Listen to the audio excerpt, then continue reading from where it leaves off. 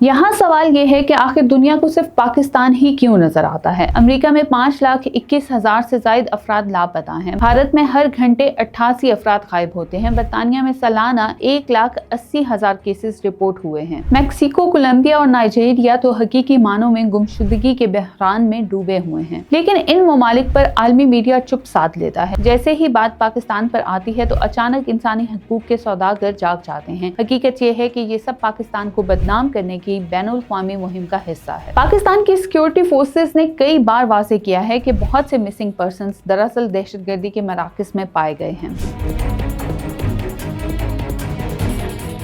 पाकिस्तान के खिलाफ फैलाया जाने वाला सबसे बड़ा झूठ ये है कि यहाँ जबरी गुमशुदगियाँ एक मुनज़्ज़म पॉलिसी है। प्रोपेगेंडाबाज सियासतदान नाम नेहाद हकूक़ इंसानी के अलमबरदार और बैरूनी एजेंडे पर चलने वाले अनासिर हर वक्त यही राग अलापते हैं कि हज़ारों लोग गायब हैं, लेकिन जब हकीकत की ऐनक लगाकर अदाद शुमार को देखा जाए तो इनका सारा झूठ और ड्रामा जमीन बोस हो जाता है। पाकिस्तान में अब तक 10,311 केसेस जबरी गुमशुदगी के रजिस्टर हुए। इनमें से 8,042 यानी 78% केसेस हल हो चुके हैं। सिर्फ 2,269 केसेस बाकी हैं, जिनमें भी अक्सरियत वो है जो दुश्मन के प्रोपेगेंडे की बुनियाद है। बलूचिस्तान से मुजमई तौर पर 2,798 केसेस सामने आए। इनमें से 2,362 निपटाए जा चुके हैं। अब सिर्फ 436 केसेस बाकी हैं और इनमें से भी बड़ी तादाद वो है जो हकीकतन जबरी गुमशुदगी नहीं बल्कि जाती दुश्मनी, तवान की खातिर अगवा, ज़हनी सेहत के मसाइल या रज़ाकाराना तौर पर बैरून मुल्क जाने के सबब पेश आए हैं। यानी जिस शोर को Baloch liberation army, Baloch youth council और अख्तर मेंगल जैसे लोग नस्ल कुशी का नाम देते हैं, वो महज